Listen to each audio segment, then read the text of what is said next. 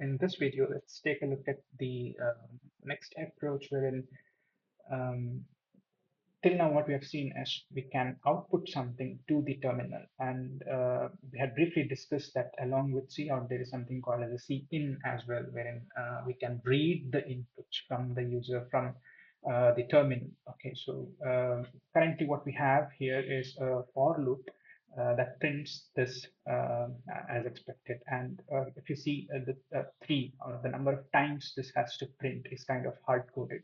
So what we're going to do in this particular video is that we will let the user decide how many times this line has to print, and depending on whatever the input is, this line will print. So basically we are going to get rid of this hard-coded value and make it a bit dynamic, and along with that we will also learn how we can read the inputs from the user or from the terminal.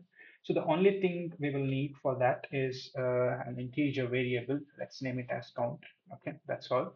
And now to read the input from the user, it's the same thing as cout, but just that instead of cout, you need to write it as cin and use this and just provide the variable. So what's going to happen in line number 15 is that we are going to wait for the user in order to input something, and that is going to, whatever the user inputs will be stored in this particular variable, and then instead of the hard-coded value of 3 we just replace it with this count variable.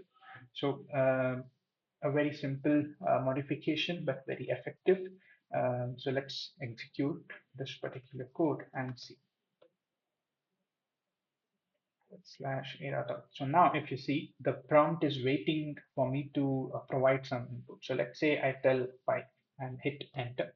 So as you can see, depending on whatever my input has been as a user, the count line has printed those many number of times. So just let me execute once again, and if I want to execute only for twice, then it's running only for 2 times. So this is how we have made it a bit more dynamic right now. We have avoided the hard coding here, and yeah, that's what I wanted to demonstrate in this video. So this is how you can read the input from the user and make things a bit more dynamic. Yeah, that's all in this video. Let's meet in the next video. Thank you.